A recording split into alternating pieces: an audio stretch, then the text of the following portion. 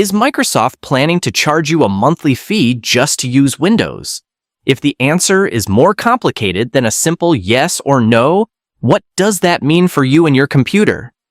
This rumor has been circulating for over 2 years now. It flares up, gets debunked, dies down, and then comes roaring back louder than before. So, let's go through this properly.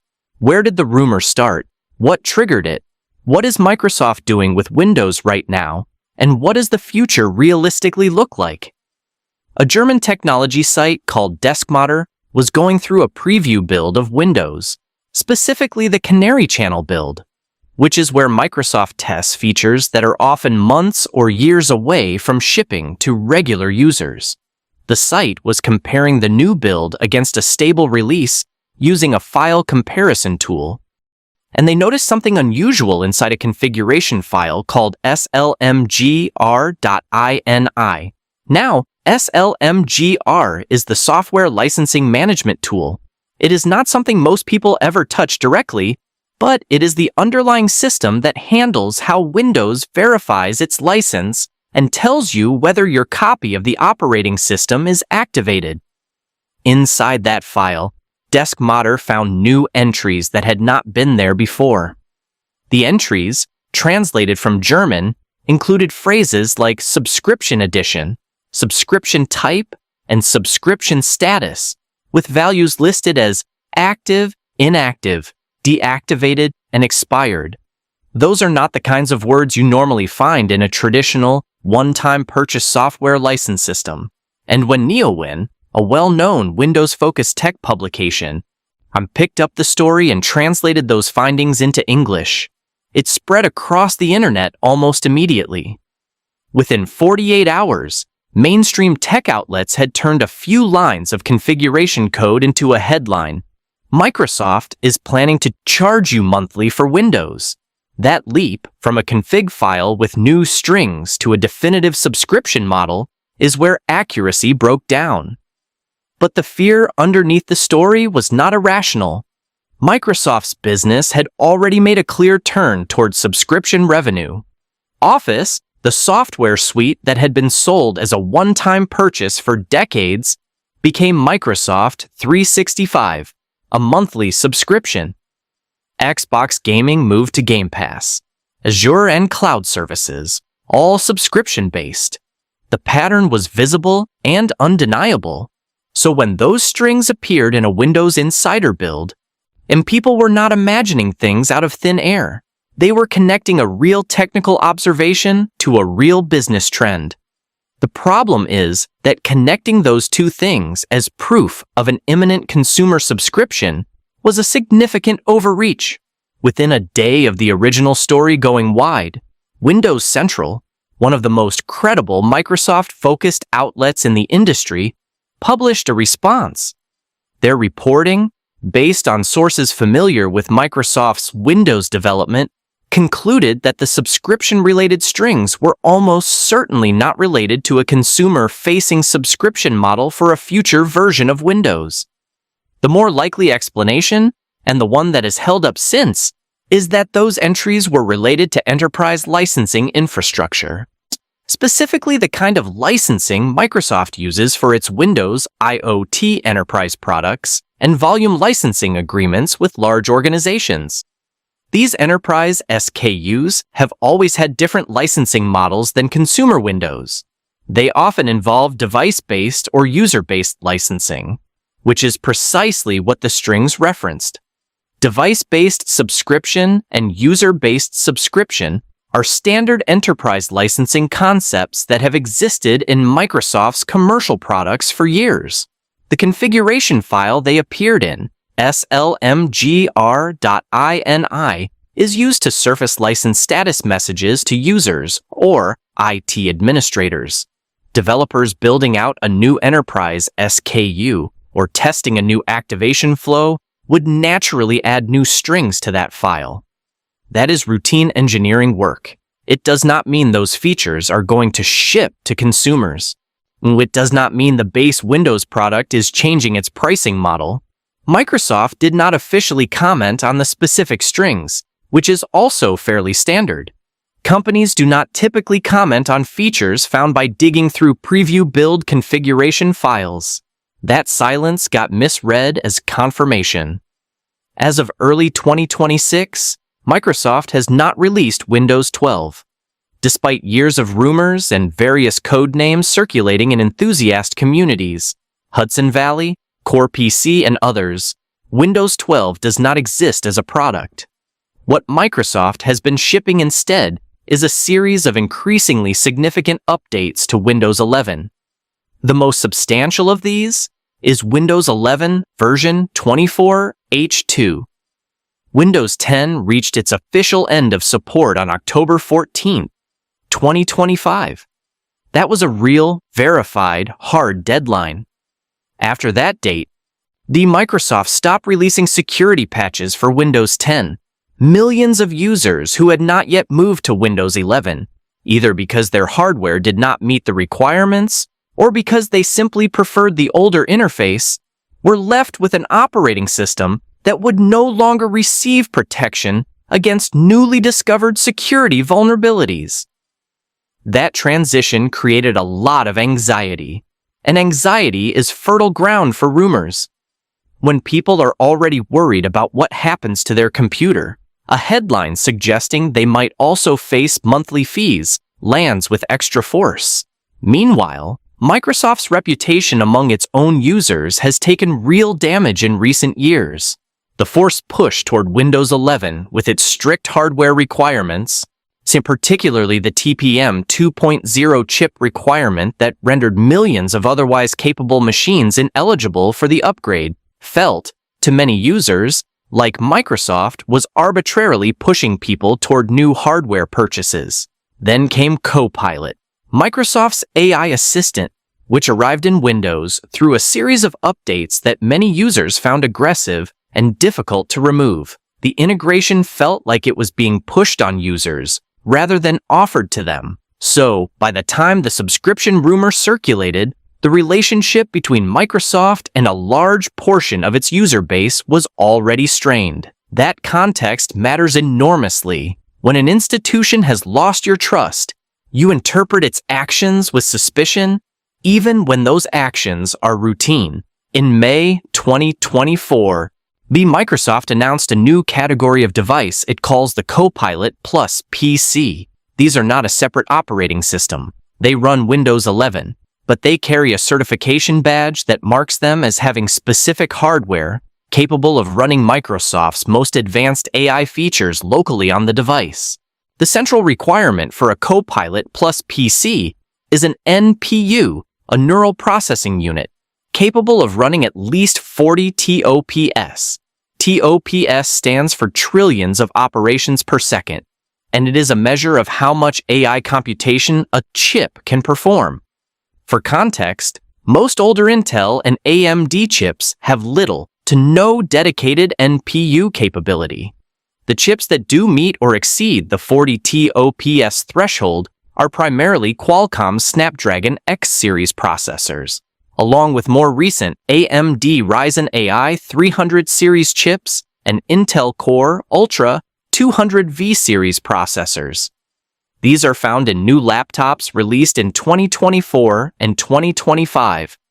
The vast majority of computers currently in use do not meet this threshold. What does this mean in practice? It means that some Windows 11 AI features, including the much-discussed recall feature, which creates a searchable timeline of everything you have done on your computer, are officially locked to Copilot Plus certified hardware. You do not need a subscription to access them, but you do need a new enough computer. This is a form of hardware gating.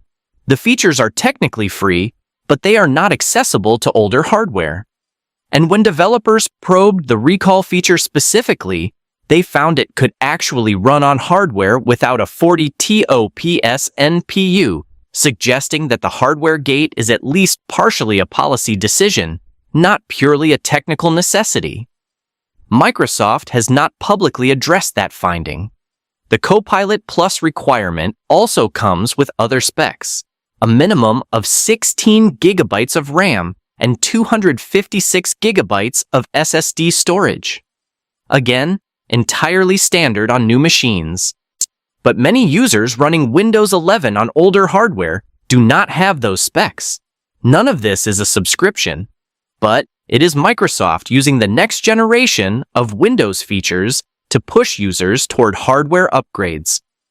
Whether you consider that a reasonable business strategy or a cynical move depends heavily on your relationship with the company. And as we have established, that relationship is complicated for a lot of people right now. Microsoft absolutely has subscription products that involve Windows. This is real and verifiable, but they are targeted at very different audiences than the typical home user. Windows 365 is Microsoft's cloud PC service.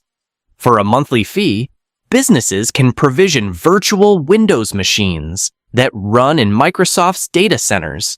Employees then stream that Windows environment to their physical device.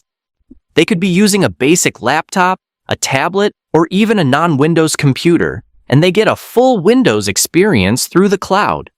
This is aimed squarely at enterprise customers who want flexible, managed computing environments without managing physical hardware at scale. Microsoft 365, the subscription that includes Word, Excel, Outlook, and the rest of the Office suite, continues to grow. By Microsoft's own investor disclosures, Microsoft 365 Consumer had nearly 89 million subscribers by mid-2025. That is an enormous subscription business built around productivity software, and it includes a version of Windows Copilot AI features. There is also a Copilot Pro subscription, which unlocks enhanced AI capabilities within Microsoft 365 applications, faster responses, access to more advanced AI models, and priority access when demand is high. This is a real existing subscription for enhanced AI, and it costs money, but it is separate from the Windows operating system itself. So, Microsoft clearly knows how to build subscription products. The infrastructure exists. The appetite exists. What has not happened, and what there is currently no credible evidence is being planned, is making the base Windows operating system require a monthly payment for ordinary home users. Microsoft has never made a binding, public, long-term commitment that Windows Home will always be available as a one-time purchase. The company's business strategy has consistently moved toward recurring revenue.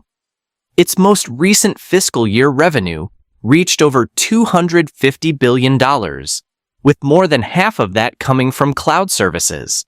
The subscription model works, and Microsoft knows it. It is entirely plausible, not confirmed, but plausible that at some point in the future, Microsoft introduces a tiered Windows model where a basic version of the OS remains free or comes bundled with hardware as it does today. But access to more advanced AI features requires a separate subscription. That would not be a shocking development given the Copilot Pro precedent. It would essentially extend the logic already in place. What is not credible, based on everything currently known, is the scenario where Microsoft forces existing Windows users to suddenly pay a monthly fee to keep using their computers the way they do today. The competitive and reputational cost of that move would be severe. Mac OS is free, Linux is free, Chrome OS is free. A mandatory subscription for the core Windows experience would accelerate migration to those alternatives in a way that would genuinely damage Microsoft's market position, which as of mid-2025 still holds about 72% of global desktop operating system usage. The more realistic trajectory is a gradual separation, a free baseline that remains functional, and a growing set of AI-powered premium features that require either new hardware, an ongoing subscription, or both. That is not the horror scenario some headlines describe, but it is also not nothing. It represents a slow narrowing of what you get for free, which is worth paying attention to. If you are trying to make a practical decision about your own computer situation, here is what the evidence supports. There is no Windows 12 in 2026. Multiple credible outlets and Microsoft's own development priorities confirm this. The focus is on evolving Windows 11. If you are on Windows 11 with a reasonably modern computer, your OS is being actively developed and supported. If you are still on Windows 10, that operating system lost security support in October 2025. Running an unsupported OS is a real security risk, not a hypothetical one. That is the most pressing and verified issue for users right now, not a subscription that has not been announced. If you want the most advanced Windows AI features, like Recall and other Copilot Plus capabilities, those currently require hardware from roughly 2024 onward with a qualifying NPU. That hardware gate is real. A subscription is not currently required on top of that. Watch for signals that the landscape is changing. If Microsoft starts showing purchase flows or renewal prompts inside the Windows Settings app for features that were previously free, that is a meaningful shift. If subscription SKUs for consumer Windows appear in the Microsoft Store, that changes the conversation. Those things have not happened. The subscription strings found in 2023 remain consistent with enterprise licensing tools, and no consumer billing infrastructure for a Windows subscription has appeared in subsequent builds. The truth about this rumor is that it is both overblown and not completely without foundation. The version of this story that gets the most clicks that Microsoft is about to start charging you monthly for the Windows you use today is not supported by the evidence. But the underlying question about where the line between free and paid will land in the next generation of Windows is a legitimate one that deserves continued attention. The best thing you can do is stay informed by primary sources. When code strings in preview builds start showing up in billing flows and store listings, that is when the picture changes. Until then, the noise is louder than the signal.